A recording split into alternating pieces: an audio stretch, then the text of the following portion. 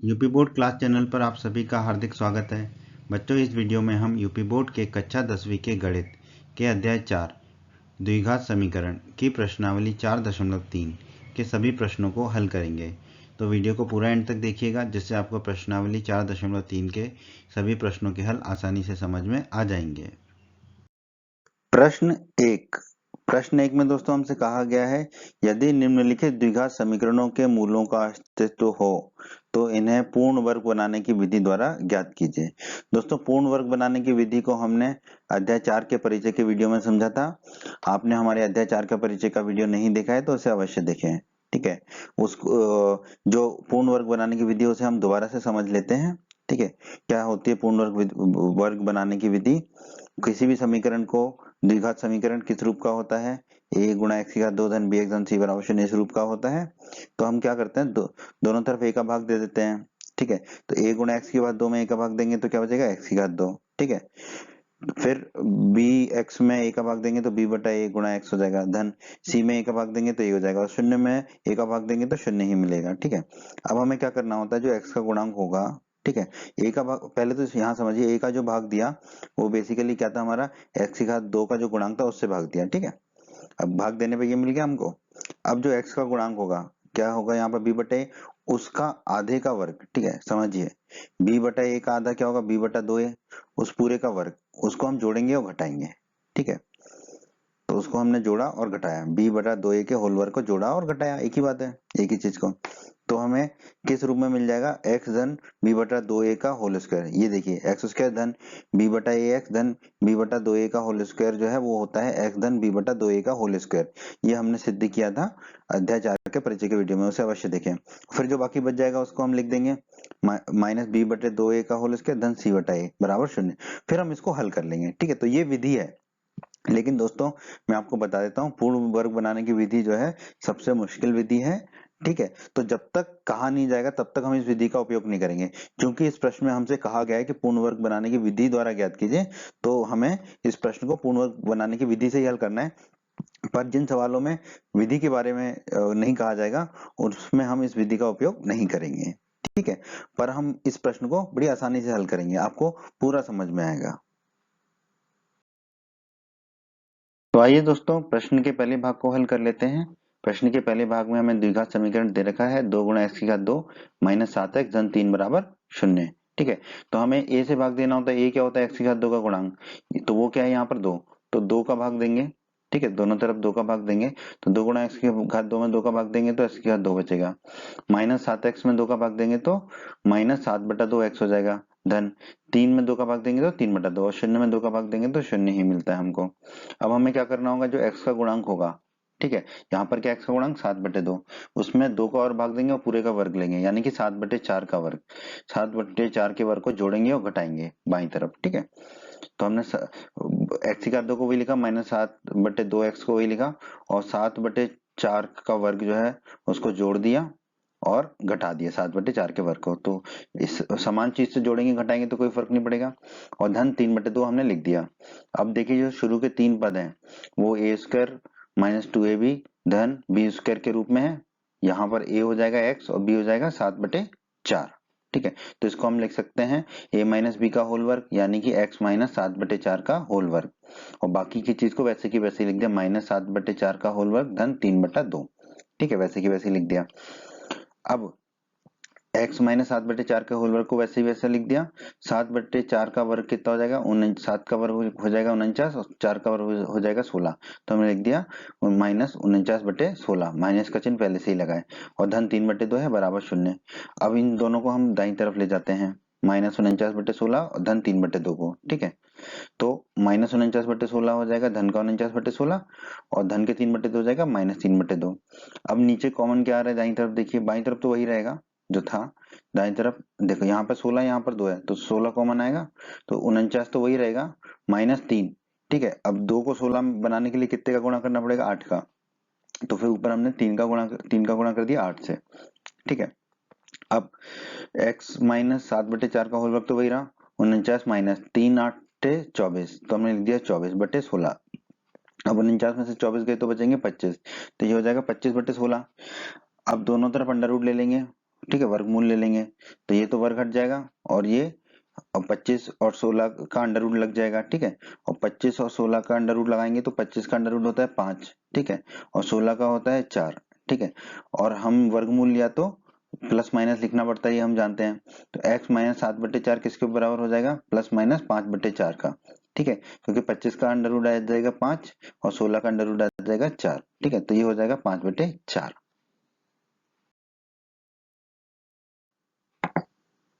अब बहुत ही आसान है दोस्तों।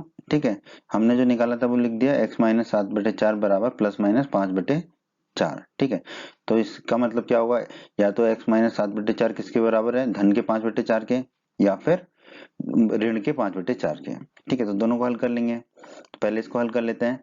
x माइनस 7/4 बराबर 5/4 है। अब ये ऋण के 7/4 को दाईं तरफ ले जाते हैं तो x बराबर कितना हो जाएगा, 7/4 धन 5/4। ठीक है, ये ऋण का 7/4 दाईं तरफ चला गया। अब दोनों में 4 को कॉमन ले लेंगे तो 7 धन 5 आ जाएगा। 7 धन 5 कितना होगा, 12। तो ये हो जाएगा 12/4। 12 में 4 का भाग देंगे तो हमें मिल जाएगा x बराबर 3। ठीक है, उसी प्रकार दाईं तरफ x माइनस 7/4 है बराबर माइनस 5/4। तो ये माइनस 7/4 को दाईं तरफ ले जाएंगे तो धन का 7/4 हो जाएगा और माइनस 5/4 पहले से ही है। ठीक है, 4 कॉमन यहाँ पे भी आ जाएगा। ठीक है, तो ये हो जाएगा 7 माइनस 5। ठीक है, 7 में से 5 जाएंगे तो बचेगा 2। तो ये हो जाएगा 2/4 x बराबर। ठीक है, 2/4 क्या होगा, ऊपर नीचे 2 का भाग देंगे तो ऊपर 1 बचेगा, नीचे बचेगा 2। x बराबर आ जाएगा हमारा 1/2। इसका मतलब क्या निकला, या तो हमारा x बराबर 3 है या x बराबर 1/2 है। ठीक है, यही हमारे प्रश्न के पहले भाग का उत्तर है दोस्तों। अब हम चलते हैं प्रश्न के दूसरे भाग पर। प्रश्न 1 भाग 2। भाग 2 में दोस्तों हमें समीकरण दे रखा है 2 गुणा x की घात 2 धन x माइनस 4 बराबर 0। ठीक है, हमें इसे पूर्ण वर्ग बनाने की विधि द्वारा ज्ञात करना है हल को। ठीक है, तो हमें a से भाग देना होगा। a यहाँ पर क्या है, 2, क्योंकि x की घात 2 का गुणांक क्या है, 2। तो 2 से भाग देने पर, ठीक है, तो 2 से भाग देंगे तो ये तो हो जाएगा x की घात 2। x में 2 का भाग देंगे तो हो जाएगा 1/2x, और माइनस 4 में भाग देंगे तो 2 का भाग देंगे तो माइनस 4/2, और शून्य में देने पर तो शून्य ही प्राप्त होता है। ठीक है, अब दोनों तरफ हमें क्या करना है, ये जो x का गुणांक है, x का गुणांक कितना है, 1/2। ठीक है, तो इसका भी आधा करेंगे, 1/2 का आधा करेंगे तो बचेगा 1/4। तो 1/4 के वर्ग को जोड़ेंगे और घटाएंगे। ठीक है, अब देखिए, x की घात 2 को वही लिखा, धन 1/2x को वही लिखा, और 1/4 के वर्ग को जोड़ा और 1/4 के वर्ग को घटा दिया। ठीक है, और ये देखिए -4/2 है। ठीक है, 4 में 2 का भाग जाएगा तो 2 बचेगा, तो ये बचेगा -2 बराबर 0। अब जो शुरू के 3 पद हैं वो a प्लस बी के होल वर्ग के बराबर हो रहे हैं, जहां पर a हो रहा है x और b हो रहा है हमारा 1/4। तो इसको हम लिख देंगे x धन 1/4 का होल वर्ग। ठीक है, बाकी जो दोनों पद है उनको वैसे की वैसे ही लिख दिया, -1/4 का होल वर्ग -2 बराबर 0। ठीक है, अब -1/4 x धन 1/4 के होल वर्ग को तो वही लिखा, माइनस चिन्ह को वही लिखा, 1/4 का होल वर्ग आ जाएगा 1/16, और -2 को वही लिखा। अब ये दोनों जो पद है उनको दाईं तरफ ले जाएंगे, -1/16 और -2, तो दाईं तरफ जाके दोनों धन के हो जाएंगे। ठीक है, अब इसको हल कर लेते हैं। ठीक है, हमारे को दोनों के बट्टे में क्या मिल जाएगा, 16। ठीक है, दोनों के बट्टे में 16 लिखेंगे तो एक तो ये रहेगा, एक ही 2 का गुणा हो जाएगा 16 से, क्योंकि 2 के बट्टे में कुछ भी नहीं था, तो 2 का गुणा 16 से हो जाएगा। ठीक है, तो 1 धन 2 गुणा 16 हो जाएगा ऊपर। अब 2 गुणा 16 कितना होगा, 32, तो 1 धन 32/16, 1 धन 32 कितना हो जाएगा, 33। तो x धन 1/4 का होल वर्ग आ जाएगा 33/16। अब वर्गमूल ले लेंगे। ठीक है, तो वर्ग हट जाएगा यहाँ से और यहाँ पे अंडर रूट लगेगा, तो 33 ऊपर अंडर रूट 33 हो जाएगा, और 16 का अंडर रूट कितना होता है, 4, और प्लस माइनस का चिन्ह तो रह गई। तो x धन 1/4 कितना हो जाएगा, प्लस माइनस अंडर रूट 33 ऊपर और नीचे अंडर रूट लेंगे 16 का तो 4 आ जाएगा। ठीक है, तो ये आ गया x धन 1/4 बराबर प्लस माइनस अंडर रूट 33/4। तो हमने निकाल लिया x धन 1/4 बराबर प्लस माइनस अंडर रूट 33/4। इसका मतलब क्या हुआ, या तो x धन 1/4 किसके बराबर है, प्लस के धन के अंडर रूट 33/4 के, या फिर x धन 1/4 बराबर है माइनस के अंडर रूट 33/4 के। ठीक है, तो दोनों को हल कर लेते हैं। तो 1/4 को दाईं तरफ ले जाएंगे तो ऋण का 1/4 हो जाएगा, तो x बराबर हो जाएगा ऋण का 1/4 धन 33 बटे अंडर रूट 33/4। ठीक है, 4 कॉमन आ जाएगा दोनों में, तो ये हो जाएगा -1 धन अंडर रूट 33/4। ठीक है, अब दूसरे हल को देख लेते हैं। दूसरा हल क्या है हमारे, जो 1/4 है उसको दाईं तरफ ले जाएंगे तो ऋण का हो जाएगा, तो x बराबर हो जाएगा ऋण के 1/4 माइनस अंडर रूट 33/4 तो पहले से ही है, इसमें भी 4 कॉमन आ जाएगा, तो इसमें x बराबर आ जाएगा -1 माइनस अंडर रूट 33/4। ठीक है, तो यही दो हल होंगे हमारे इस प्रश्न के इस भाग के। ठीक है, तो प्रश्न के इस भाग का यही उत्तर है। अब हम चलते हैं प्रश्न के तीसरे भाग पर। प्रश्न का तीसरा भाग दोस्तों, प्रश्न के तीसरे भाग में हमें दे रखा है 4 गुणा x की घात 2 धन 4 गुणा अंडर रूट 3x धन 3 बराबर 0। इसमें हम क्या करेंगे, a का भाग देंगे, a क्या होता है x की घात 2 का गुणांक, यानी कि यहाँ पर है 4, तो 4 का भाग देंगे दोनों तरफ, तो ये तो बचेगा x की घात 2 का गुणांक, x की घात 2 ही बचेगा ये। ठीक है, क्योंकि 4 से 4 का भाग हो जाएगा, धन 4 गुणा अंडर रूट 3x, इसमें 4 का भाग देंगे तो 4 कट जाएगा, तो बचेगा अंडर रूट 3x, धन 3 है तो 4 का भाग देंगे तो बचेगा 3/4 बराबर 0। अब हम क्या करेंगे, जो x का गुणांक है यानी कि अंडर रूट 3, इसका आधा यानी कि अंडर रूट 3/2, उसका वर्ग को जोड़ेंगे और घटाएंगे, उसके वर्ग को जोड़ देंगे और घटा देंगे यहाँ पर। ठीक है, तो जो शुरू के 3 पद होंगे वो क्या हो जाएंगे हमारे, a धन b के होल वर्ग के बराबर, जहां पर a हो जाएगा x और b हो जाएगा अंडर रूट 3/2। ठीक है, तो ये हो जाएगा हमारा x धन अंडर रूट 3/2 का होल वर्ग, और बाकी दो पदों को वैसे की वैसे ही लिखेंगे, तो अंडर रूट 3 का वर्ग हो जाएगा 3 और 2 का वर्ग हो जाएगा 4, तो ये हो जाएगा -3/4, और ये धन के 3/4 को हमने वैसे की वैसे ही लिख दिया। अब देखिए ये है ऋण का 3/4 और ये है धन का 3/4, ये आपस में कट जाएगा। ठीक है, तो हमारे क्या मिलेगा फिर, x धन अंडर रूट 3/2 का होल वर्ग बराबर 0। ठीक है, इसका मतलब होगा x धन अंडर रूट 3/2 बराबर 0। ठीक है, अंडर रूट 3/2 को दाईं तरफ ले जाएंगे तो ऋण का हो जाएगा, तो x बराबर आ जाएगा ऋण का अंडर रूट 3/2, और ये द्विघात समीकरण है तो इसके दो मूल होंगे, तो दूसरा मूल भी यही होगा, x बराबर माइनस अंडर रूट 3/2। ठीक है, तो यही होगा हमारे इस प्रश्न का उत्तर दोस्तों। अब हम चलते हैं प्रश्न के चौथे भाग पर।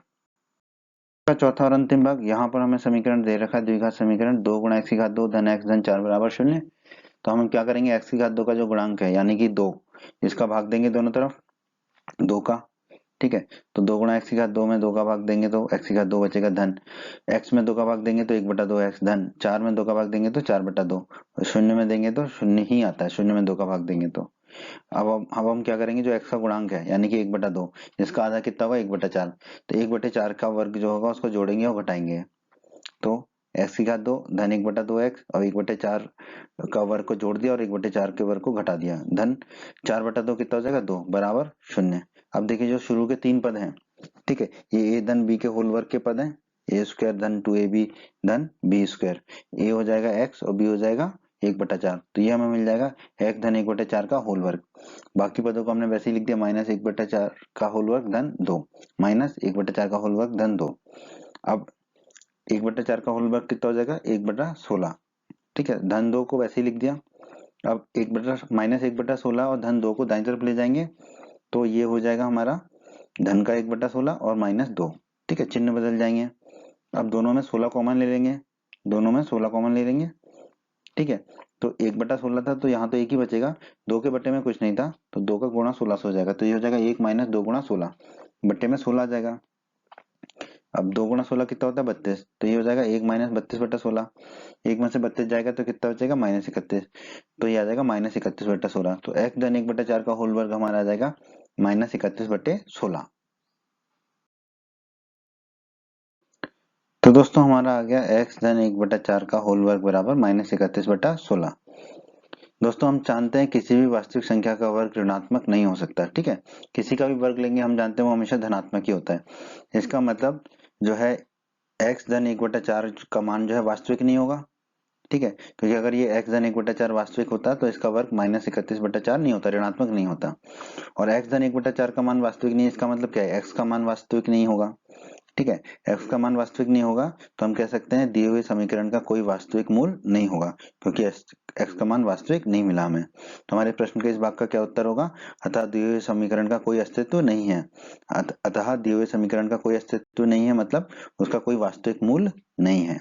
ये हमारे इस प्रश्न का उत्तर होगा कि दिए हुए समीकरण का कोई अस्तित्व नहीं है या दिए हुए समीकरण का कोई वास्तविक मूल नहीं है।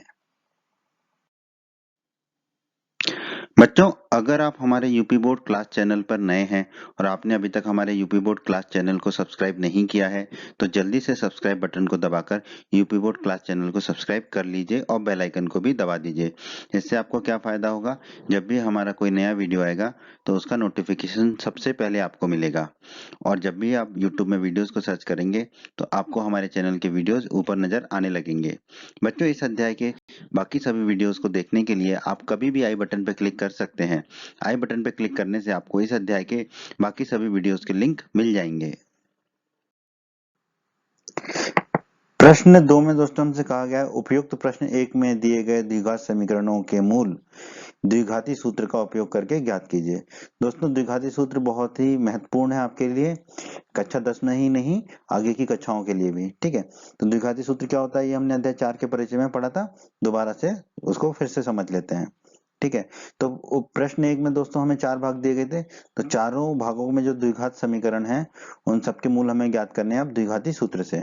तो दोस्तों हम क्या करते हैं, जो समीकरण दिया रहता है द्विघाती समीकरण, उसकी तुलना करते हैं हम हमारे स्टैंडर्ड समीकरण से। ठीक है, मानक समीकरण से, a गुणा x की घात 2 धन bx धन c बराबर 0 से। ठीक है, तो x की घात 2 के गुणांक की तुलना करेंगे तो a निकाल लेंगे, फिर x के गुणांक की तुलना करेंगे तो b निकाल लेंगे, और अचर राशि की तुलना करेंगे और c निकाल लेंगे। फिर हम जानते हैं द्विघाती सूत्र क्या होता है हमारा, x बराबर minus B plus minus under root के अंदर बी स्क्वायर माइनस 4ac बटा 2a। ठीक है, इस सूत्र को आप हमेशा के लिए याद कर लीजिए। इस सूत्र का प्रयोग करके हम इस प्रश्न को हल करेंगे, पर यह सूत्र आपकी जिंदगी के लिए हमेशा के लिए बहुत ही आवश्यक है, अति महत्वपूर्ण सूत्र है, हमेशा के लिए याद कर लीजिए इसको। तो आइए अब हम चलते हैं प्रश्न के पहले भाग पर। तो दोस्तों, प्रश्न के पहले भाग में द्विघाती समीकरण दे रखा है हमें 2 गुणा एक्स की घात 2 माइनस 7x धन 3 बराबर 0। ठीक है, हमारा मानक समीकरण होता है a गुणा एक्स की घात 2 धन bx धन c बराबर 0। एक्स की घात 2 को के गुणांकों की तुलना करेंगे तो a बराबर आ जाएगा हमारा 2, क्योंकि ये है 2 गुणा एक्स की घात 2, a बराबर 2। फिर धन bx, तो यहाँ पर है माइनस 7x, तो x का गुणांक कितना आ गया -7, तो b बराबर हो जाएगा -7। धन c, धन 3 है यहाँ पर, तो c बराबर आ जाएगा हमारा 3। ठीक है, तो a b और c के मान ज्ञात कर लिए। अब हम सूत्र को जानते हैं x बराबर minus B under plus minus under root B square minus 4ac बटा 2a।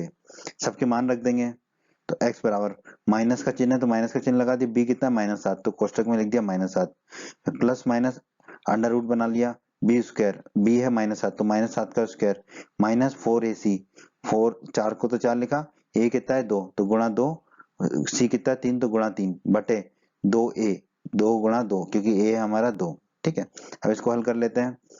माइनस माइनस 7 कितना हो जाएगा, धन का 7, फिर प्लस माइनस का चिन्ह है तो वो लगा दिया, फिर अंडर रूट है तो अंडर रूट बना दिया, -7 का वर्ग कितना हो जाएगा 49, फिर माइनस का चिन्ह है तो माइनस का चिन्ह, 4 गुणा 2 8, 8 गुणा 3 24, तो हमने लिख दिया 24 बटे में 2 गुणा 2 4 आ गया। ठीक है, अब हम इसको हल कर लेंगे।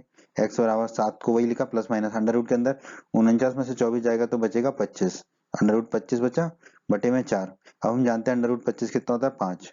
ठीक है, तो x बराबर आ जाएगा 7 प्लस माइनस 5 बटे 4। इसका मतलब क्या है, या तो x बराबर 7 धन 5 बटे 4 है, या फिर x बराबर कितना होगा 7 माइनस 5 बटे 4। ठीक है, अब दोनों को हल कर लेते हैं। तो x बराबर 7 धन 5 बटे 4 कितना है, 7 धन 5 हो जाएगा 12, 12 बटे 4, 12 में 4 का भाग देंगे तो 3 आ जाएगा, x बराबर हमारा आ गया 3। ठीक है, या फिर x बराबर कितना था 7 माइनस 5 बटा 4, 7 में से 5 गए तो 2 बचेगा, तो ये हो जाएगा 2 बटे 4, ऊपर नीचे 2 का भाग देंगे तो आ जाएगा x बराबर 1 बटे 2।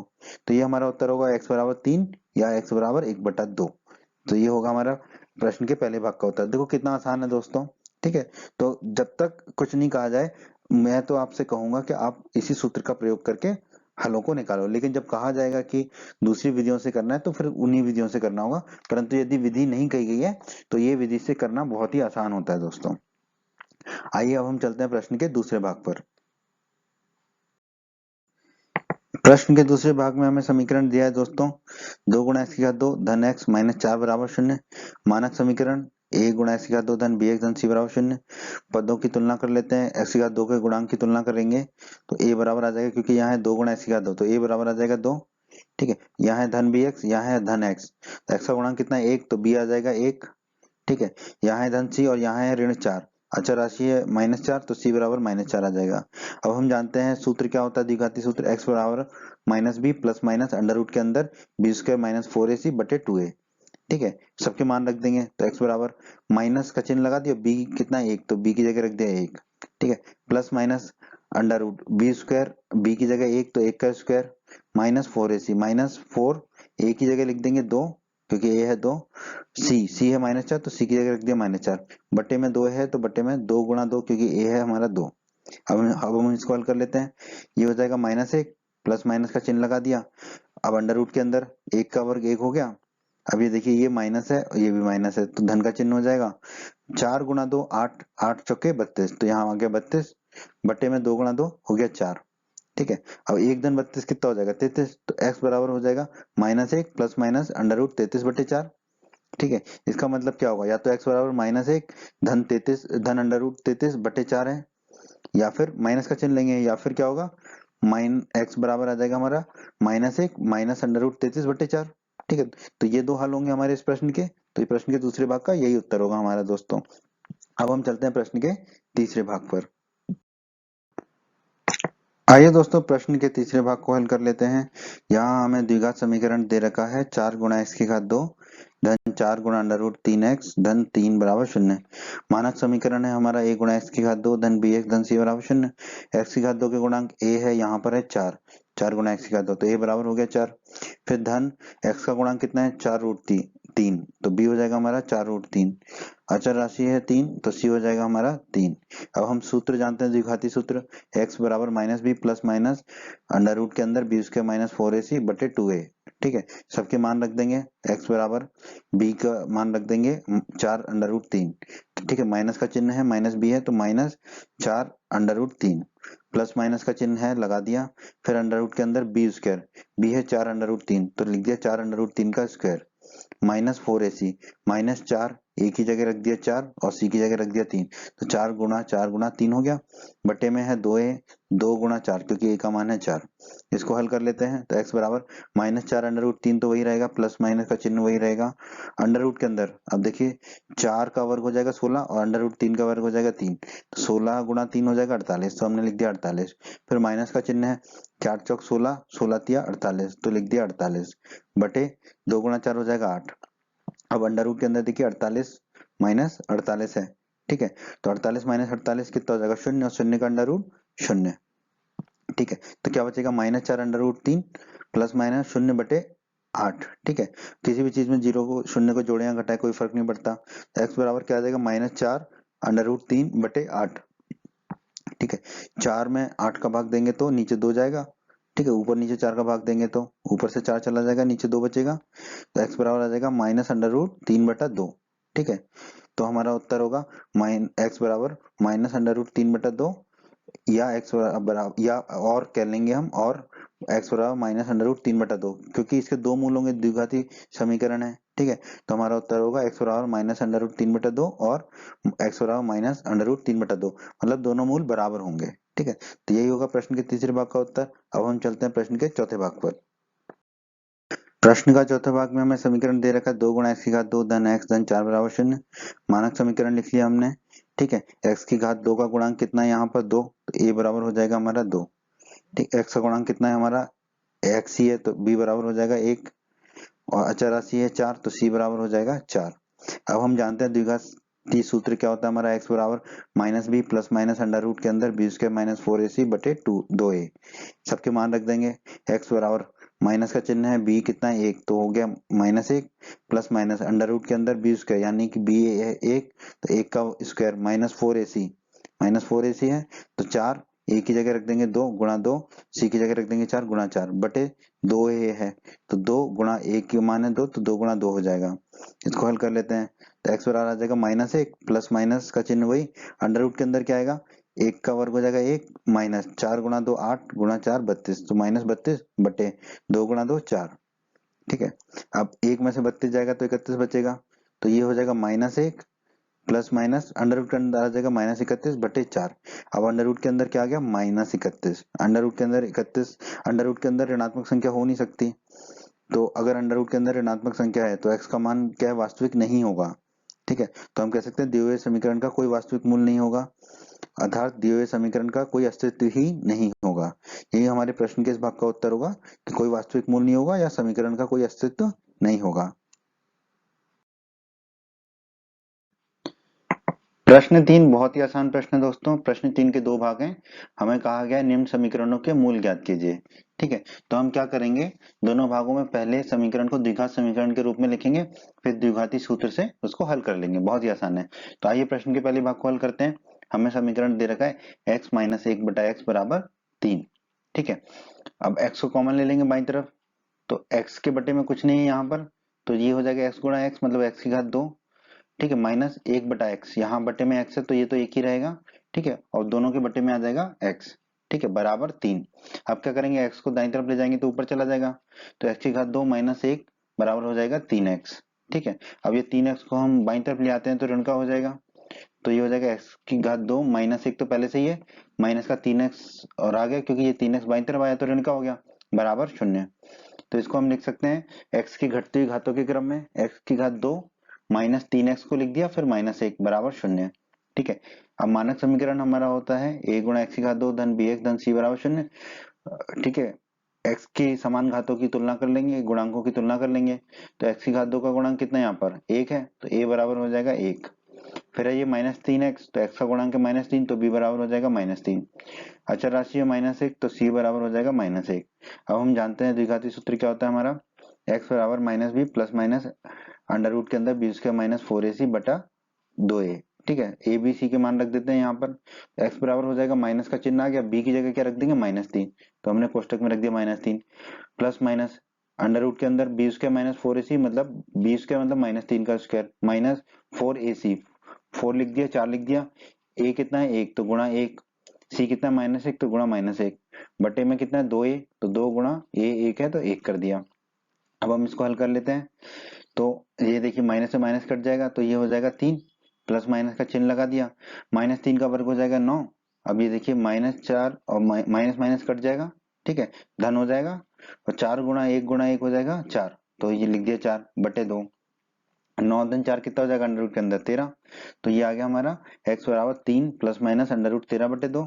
इसको हम क्या लिख सकते हैं, या तो x बराबर होगा 3 प्लस अंडर रूट 13 बटे 2, या x बराबर क्या होगा 3 माइनस अंडर रूट 13 बटे 2। यही होगा हमारे प्रश्न के पहले भाग का उत्तर दोस्तों। आइए दोस्तों प्रश्न के दूसरे भाग को हल कर लेते हैं। प्रश्न के दूसरे भाग में हमें समीकरण दिया है 1 बटे एक्स धन 4 माइनस 1 बटे एक्स माइनस 7 बराबर 11 बटे 30। ठीक है, तो नीचे देखो कुछ भी कॉमन नहीं है तो दोनों का गुणा हो जाएगा, नीचे तो एक्स धन 4 गुणा एक्स माइनस 7, यहाँ पे बटे में एक्स धन 4 है तो ऊपर क्या हो जाएगा एक्स धन 7 एक्स माइनस 7, तो हमने लिख दिया एक्स माइनस 7, माइनस का चिन्ह है तो माइनस का चिन्ह लगा दिया, यहाँ पे बटे में एक्स माइनस 7 है तो ऊपर क्या हो जाएगा एक्स धन 4, एक्स धन 4 का गुणा हो जाएगा यहाँ पर, तो लिख दिया एक्स धन 4 बराबर में 11 बटे 30 है ही।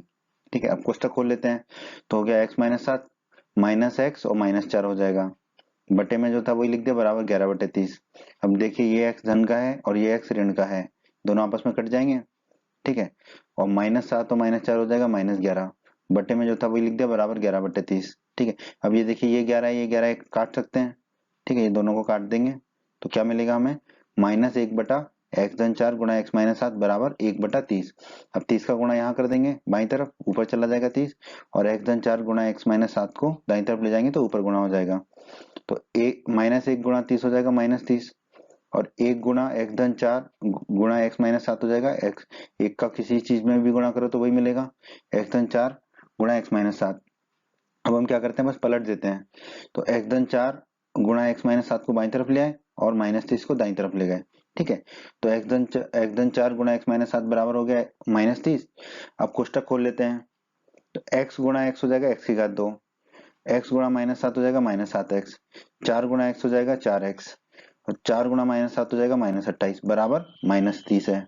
ठीक है, अब इसको थोड़ा सा हल कर लेते हैं, x की घात 2 तो वही रहेगा माइनस 7x धन 4x, तो ये हो जाएगा माइनस 3x, फिर माइनस 28 बराबर माइनस 30 को लिख दिया।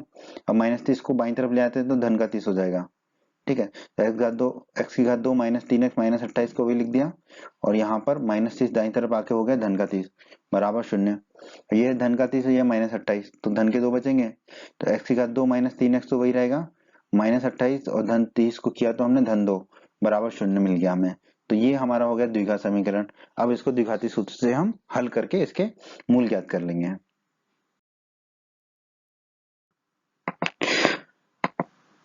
तो जो हमने द्विघाती समीकरण निकाला वो लिख लिया, x की घात 2 माइनस 3x धन 2 बराबर 0। मानक समीकरण से तुलना कर लेंगे इसकी। x की घात 2 का गुणांक कितना है, एक, तो a बराबर हो जाएगा 1। फिर है माइनस 3x, तो x का गुणांक हो गया -3, तो b बराबर हो जाएगा -3। अचर राशि है 2, तो c बराबर हो जाएगा 2। अब हम जानते हैं द्विघाती समीकरण होता है x बराबर -b plus minus under root B square minus 4ac बटे 2a। ठीक है, ए बी सी के मान रख देते हैं यहाँ पर।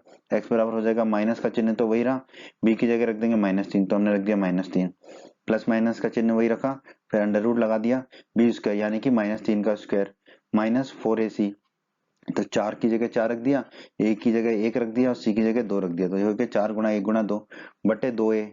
2 गुणा a की जगह रख दिया 1, तो 2 गुणा 1 हो गया।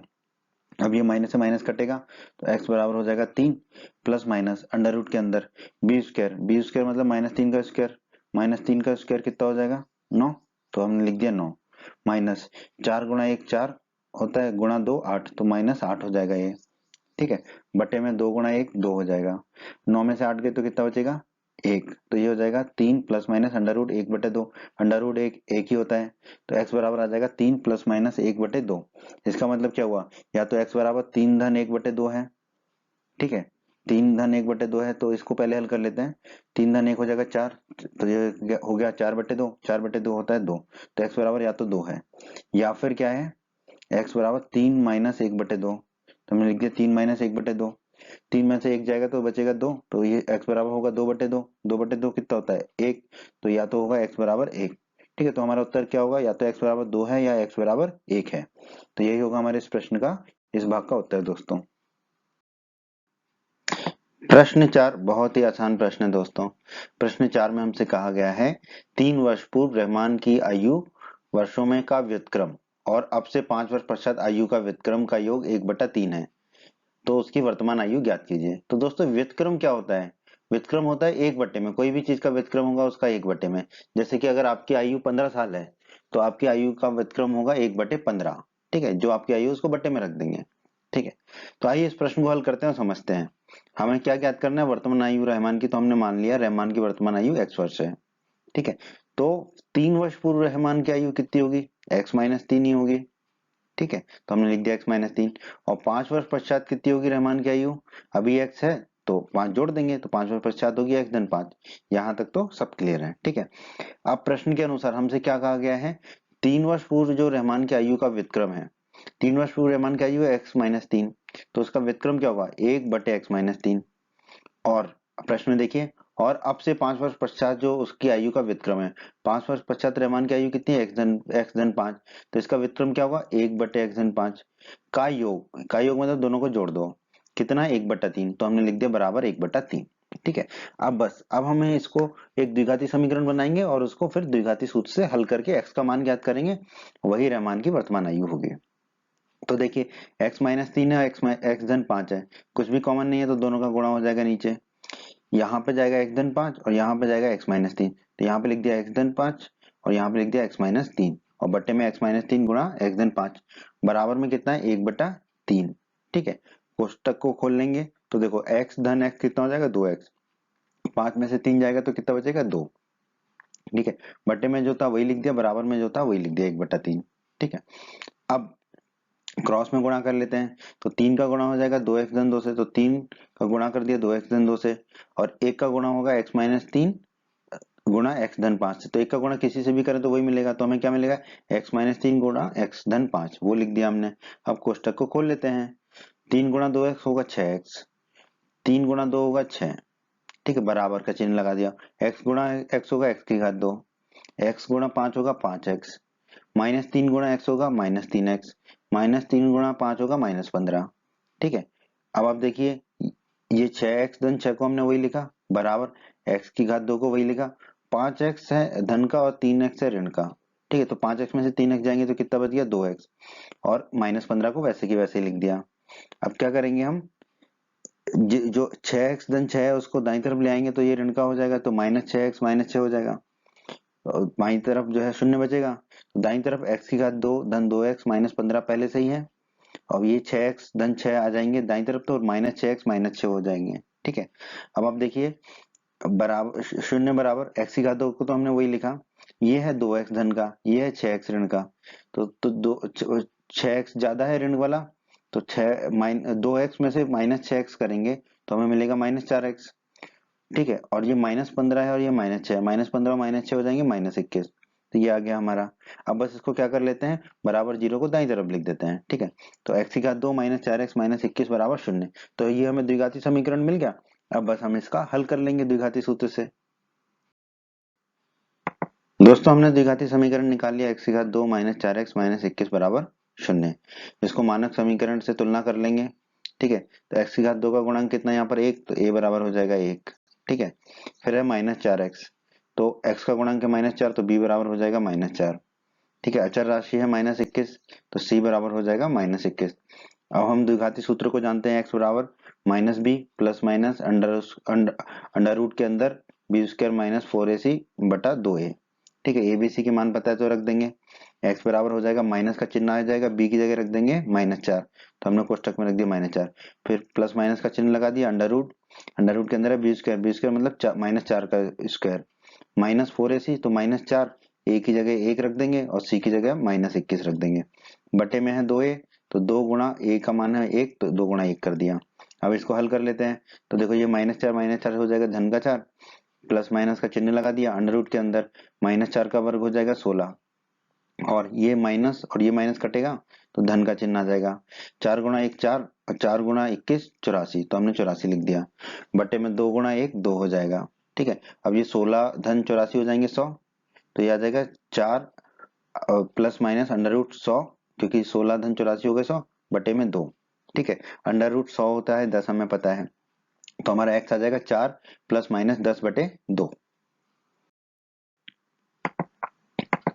तो दोस्तों हमने x बराबर निकाला 4 प्लस माइनस 10 बटे 2।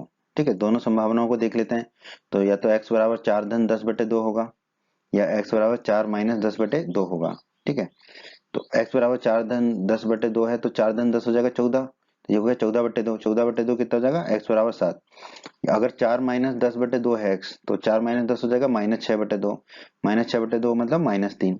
परंतु दोस्तों हम जानते हैं कि आयु जो है कभी भी ऋणात्मक नहीं हो सकती, तो x का मान जो है -3 नहीं होगा, संभव नहीं है, तो x का मान क्या होगा 7 होगा। ठीक है, और रहमान की वर्तमान आयु हमने कितनी मानी थी, x वर्ष। ठीक है, तो रहमान की वर्तमान आयु कितनी आ गई, x बराबर 7 वर्ष। ठीक है, तो यही हमारा इस प्रश्न का उत्तर होगा दोस्तों। बच्चों, अगर आप हमारे यूपी बोर्ड क्लास चैनल पर नए हैं और आपने अभी तक हमारे यूपी बोर्ड क्लास चैनल को सब्सक्राइब नहीं किया है, तो जल्दी से सब्सक्राइब बटन को दबाकर यूपी बोर्ड क्लास चैनल को सब्सक्राइब कर लीजिए और बेल आइकन को भी दबा दीजिए। इससे आपको क्या फ़ायदा होगा, जब भी हमारा कोई नया वीडियो आएगा तो उसका नोटिफिकेशन सबसे पहले आपको मिलेगा, और जब भी आप यूट्यूब में वीडियोज़ को सर्च करेंगे तो आपको हमारे चैनल के वीडियोज़ ऊपर नज़र आने लगेंगे। बच्चों, इस अध्याय के बाकी सभी वीडियोस को देखने के लिए आप कभी भी आई बटन पर क्लिक कर सकते हैं। आई बटन पर क्लिक करने से आपको इस अध्याय के बाकी सभी वीडियोस के लिंक मिल जाएंगे। प्रश्न 5 बहुत ही आसान प्रश्न है दोस्तों। इस प्रश्न में कहा गया है, एक क्लास टेस्ट में शेफाली के गणित और अंग्रेजी में प्राप्त किए गए अंकों का योग 30 है। ठीक है, मतलब 2 टेस्ट होंगे, एक गणित का और एक अंग्रेजी का, तो उसमें गणित और अंग्रेजी में जितने अंक मिले उन दोनों को जोड़ दें तो वो 30 है। यदि उसको गणित में 2 अंक अधिक और अंग्रेजी में 3 अंक कम मिले होते, ठीक है, अगर ऐसा हुआ होता तो उनके अंकों का गुणनफल होता 210। उसके द्वारा दोनों विषय में प्राप्त किए गए अंक ज्ञात कीजिए। बहुत ही आसान प्रश्न है दोस्तों। हम मान लेते हैं कि शेफाली ने गणित में कितने अंक प्राप्त किए, x। ठीक है, तो प्रश्न में दिया गया कि शेफाली के गणित और अंग्रेजी में प्राप्त किए गए अंकों का योग कितना, 30 है। तो अगर उसने कुल अंक 30 मिले गणित और अंग्रेजी में, और हमने माने हैं कि गणित में x मिले थे, ठीक है, तो अंग्रेजी में कितने मिले होंगे उसको, 30 माइनस x, सीधी सी बात है। ठीक है, क्योंकि दोनों को मिला के 30 मिले हैं उसको, तो अगर गणित में x मिले हैं तो अंग्रेजी में मिलेंगे 30 माइनस x। ठीक है, तो हमने लिख दिया, इसलिए शेफाली के अंग्रेजी में प्राप्त अंक किए गए अंक कितने हैं, 30 माइनस x। अब कहा गया प्रश्न में, यदि उसको गणित में 2 अंक अधिक, ठीक है, तो गणित में अगर 2 अंक अधिक मिले तो गणित में कितने अंक मिले थे, x। अगर 2 अंक अधिक मिले तो मिलते तो कितने हो जाते, x धन 2। ठीक है, और अंग्रेजी में 3 अंक कम। ठीक है, तो अंग्रेजी में कितने अंक मिले थे उसको? 30 माइनस एक्स। तो 3 अंक कम मिले होते तो 30 माइनस एक्स में से 3 घटा देंगे हम। ठीक है, अगर 3 अंक कम मिले होते तो इसको थोड़ा सा हल कर लेते हैं। 30 में से 3 जाएगा तो कितना बचेगा? 27। तो अंग्रेजी में प्राप्त नए अंक कितने हो गए? 27 माइनस एक्स। तो उनके अंकों का गुणनफल कितना होता है? 210। इसका मतलब x धन 2 और 27 माइनस एक्स का गुणनफल कितना होगा? 210। ठीक है, तो प्रश्नानुसार x धन 2 गुणा 27 माइनस एक्स होगा 210। अब इसको हम हल कर लेते हैं, कोष्टक खोल लेंगे। x गुणा 27 होगा 27x, x गुणा माइनस एक्स होगा माइनस एक्स की घात 2, 2 गुणा 27 होगा 54, और 2 गुणा माइनस एक्स होगा 2 गुणा माइनस एक्स होगा माइनस 2x, बराबर में 210 है ही। ठीक है, अब इसको हल कर लेते हैं। 27x में से 2x जाएगा तो कितना बचेगा? 25x। माइनस एक्स की घात 2 को लिख लिया, धन 54 को लिख दिया, और ये 210 को हम बाईं तरफ ले गए तो ऋण का हो जाएगा, क्योंकि यहाँ धन का है तो ये ऋण का माइनस 210 बराबर 0 हो जाएगा। ठीक है, अब हम क्या करते हैं, x से घटते घातों के क्रम में लिख लेते हैं। तो x की सबसे बड़ी घात 2 है तो माइनस x की घात 2 लिख दिया हमने, धन 25x। अब देखो ये धन के चौगुने है, ये माइनस 210 है। ठीक है, तो हमें कितना मिलेगा? माइनस के 156। ठीक है, माइनस के 210 में से अगर हम चौगुन को घटाएंगे तो मिलेगा हमें माइनस के 156 बराबर 0। ठीक है, अब हम इसको आगे और हल करते हैं। तो आइए दोस्तों, द्विघात समीकरण को थोड़ा सा और हल कर लेते हैं अपनी सुविधा के लिए। अब हम क्या करेंगे, ये जितने भी पद हैं उनको दाईं तरफ ले जाएंगे तो सबके चिन्ह बदल जाएंगे। तो यहाँ पर बचेगा 0, ये हो जाएगा x की घात 2 धनात्मक माइनस 25x, और माइनस 156 हो जाएगा धन का 156। ठीक है, अब हम क्या कर देंगे, जीरो को दाईं तरफ ले जाएंगे, एक ही बात है। तो हो जाएगा x की घात 2 माइनस 25x धन 156 बराबर 0 0। ठीक है, अब जो है मानक समीकरण से तुलना कर लेंगे। तो x की घात 2 का गुणांक है 1, तो a बराबर हो जाएगा 1। x का गुणांक है माइनस 25, तो b हो जाएगा माइनस 25। अचर राशि 156, तो c हो जाएगा 156। अब द्विघाती सूत्र लिख लेंगे। द्विघाती सूत्र क्या होता है? x बराबर minus B plus minus under root B square minus 4ac बटे 2a। सबके मान रख देंगे ए बी सी के। x बराबर कितना आएगा? माइनस का चिन्ह तो माइनस का रहा, b की जगह क्या रख देंगे? माइनस 25, तो हमने रख दिया माइनस 25। प्लस माइनस का चिन्ह लगा दिया, अंडर रूट के अंदर क्या? बी स्क्वायर मतलब माइनस 25 का स्क्वायर, फिर माइनस 4ac, माइनस 4, ए की जगह 1 रखेंगे और सी की जगह 156 रखेंगे। ठीक है, बटे में कितना है? 2a, तो 2 गुणा ए की जगह रख देंगे 1। ठीक है, अब इसको हल कर लेते हैं बस। ठीक है, माइनस माइनस कटेगा तो ये 25 हो जाएगा, प्लस माइनस का चिन्ह वही आ जाएगा। अंडर रूट के अंदर माइनस 25 का वर्ग हो जाएगा 625। अब 4 गुणा 1 तो 4 ही होगा, फिर 4 गुणा 156 हो जाएगा 624, तो लिख दिया माइनस 624, और बटे में 2 गुणा 1 हो जाएगा 2। ठीक है, 625 में से 624 जाएंगे तो कितना बचेगा? 1। तो x बराबर आ जाएगा हमारा 25 प्लस माइनस अंडर रूट 1 बटे 2। अंडर रूट 1 मतलब 1 ही होता है, तो x बराबर हमारा आ जाएगा 25 प्लस माइनस 1 बटा 2। तो दोस्तों हमारा x बराबर आ गया 25 प्लस माइनस 1 बटा 2। दोनों स्थितियों को कर लेंगे, पहले प्लस लेके फिर माइनस लेके। प्लस लेंगे तो क्या होगा? x बराबर 25 धन 1 बटे 2। ठीक है, और माइनस लेंगे तो क्या होगा? 25 माइनस 1 बटे 2। 25 धन 1 हो जाएगा 26, तो x बराबर आएगा 26 बटे 2। 26 में 2 का भाग देंगे तो x बराबर 13 आएगा, या फिर 25 माइनस 1 बटे 2, 25 में से 1 घटाएंगे तो 24 आएगा, तो ये आएगा x बराबर 24 बटे 2। 24 में 2 का भाग देंगे तो x बराबर आ जाएगा 12। ठीक है, तो x जो है धनात्मक हो सकता है, अंक धनात्मक हो सकते हैं, तो 13 भी हो सकता है, संभव है, और 12 भी संभव है। तो पहले 13 लेके कर लेते हैं। तो अगर हम 13 लेके चल रहे हैं तो शेफाली के गणित में प्राप्त किए अंक कितने? x, तो x बराबर 13 अंक हो गए गणित में। तो अंग्रेजी में प्राप्त अंक कितने होंगे? 30 माइनस एक्स। तो 30 में से 30 माइनस एक्स होंगे तो 30 में से 13 घटा देंगे तो आ जाएगा 17। तो शेफाली के अंग्रेजी में प्राप्त अंक आ जाएंगे 17। ठीक है, तो एक उत्तर तो ये होगा कि गणित में 13 और अंग्रेजी में उसके 17 है। ठीक है, ये एक उत्तर होगा। दूसरा उत्तर हम निकालेंगे x बराबर 12 लेकर। तो दोस्तों x बराबर 13 लेके निकालिए तो उत्तर। अब हम x बराबर 12 लेके उत्तर निकालेंगे। तो गणित में प्राप्त किए गए अंक x हैं, तो गणित में प्राप्त किए अंक आ जाएंगे 12, और अंग्रेजी में प्राप्त किए अंक कितने? 30 माइनस एक्स। तो 30 माइनस एक्स की जगह अब रखेंगे हम 12। 30 में से 12 गए तो बचेगा 18। ठीक है, तो अंग्रेजी में प्राप्त अंक आ जाएंगे 18। तो ये भी हमारा उत्तर है। ठीक है, तो दोनों ही हमारे उत्तर हैं इस प्रश्न के। प्रश्न 6 बहुत ही मजेदार प्रश्न है दोस्तों ये। प्रश्न 6 में हमसे कहा गया है, एक आयताकार खेत का विकर्ण उसकी छोटी भुजा से 60 मीटर अधिक लंबा है। यदि बड़ी भुजा छोटी भुजा से 30 मीटर अधिक हो तो खेत की भुजाएं ज्ञात कीजिए। ठीक है, तो आयताकार खेत हमें दिया गया है तो हमने एक आयताकार खेत बना लिया दोस्तों। ठीक है, आयताकार खेत जो आयत आयत जो भी होता है उसमें एक छोटी भुजा होती है और एक बड़ी भुजा होती है, ये तो हम जानते ही हैं। ठीक है, ये उस आयताकार खेत का हमने विकर्ण बना लिया। ठीक है, और ये हम जानते हैं किसी भी आयत के कोण जो है वो 90 डिग्री के होते हैं, तो उसको दर्शाने के लिए ये हमने बना दिया। ठीक है, कि ये 90 डिग्री का कोण है, समकोण है। दोस्तों प्रश्न में हम मान लेते हैं कि आयताकार जो खेत है उसकी छोटी भुजा की लंबाई x मीटर है। कुछ ना कुछ तो हमें मानना पड़ेगा, तो हमने मान लिया। तो छोटी भुजा कौन सी है ये, तो ये हमने मान लिया x मीटर लंबी है। अब दोस्तों प्रश्न में कहा गया है आयताकार खेत का विकर्ण जो है उसकी छोटी भुजा से 60 मीटर अधिक है। ठीक है, तो छोटी भुजा की लंबाई हमने x माना है, तो विकर्ण कितना हो जाएगा, x धन 60 हो जाएगा, क्योंकि विकर्ण छोटी भुजा से 60 अधिक है। तो आयताकार खेत के विकर्ण की लंबाई हो जाएगी x धन 60। तो हम यहाँ पर लिख देते हैं x धन 60 विकर्ण। दोस्तों फिर प्रश्न में कहा गया है कि जो बड़ी भुजा है वो छोटी भुजा से 60 मीटर अधिक है। छोटी भुजा बेचारी x मीटर है, तो बड़ी भुजा कितनी होगी, x से 30 मीटर अधिक होगी। तो बड़ी भुजा की लंबाई आ जाएगी हमारी x धन 30, उसको भी दर्शा देते हैं हम, ये हो गया x धन 30। अब हम इसको आगे हल करते हैं दोस्तों। अब इसको हल कर लेते हैं हम। ठीक है, तो यहाँ पर हम पाइथागोरस प्रमेय लगाएंगे, किसमें, इस त्रिभुज में। ठीक है, जो हमने हरे रंग से दिखा दिया है। ठीक है दोस्तों, आप बचपन से पढ़ते आ रहे हो पाइथागोरस प्रमेय का सूत्र, आधार का वर्ग धन ऊंचाई का वर्ग बराबर कर्ण का वर्ग। ठीक है, आधार यहाँ पर कितना है x धन 30, ऊंचाई कितनी है x, और कर्ण कितना है इस त्रिभुज में x धन 60, तो रख देते हैं मान। तो ये हो जाएगा x धन 30 का वर्ग, आधार की जगह रख दिया, धन ऊंचाई कितनी है x, तो धन x का वर्ग बराबर कर्ण कितना है x धन 60, x धन 60 का वर्ग। अब यहाँ पर दोस्तों हमें सूत्र का प्रयोग करना पड़ेगा, a धन b का वर्ग होता है a स्क्वायर धन b स्क्वायर धन 2ab। ठीक है, तो पहले ए धन बी के वर्ग बी के होल स्क्वायर का सूत्र लगाएंगे x धन 30 के होल स्क्वायर में, फिर लगाएंगे x धन 60 के होल स्क्वायर में। तो इसको कर लेते हैं हल।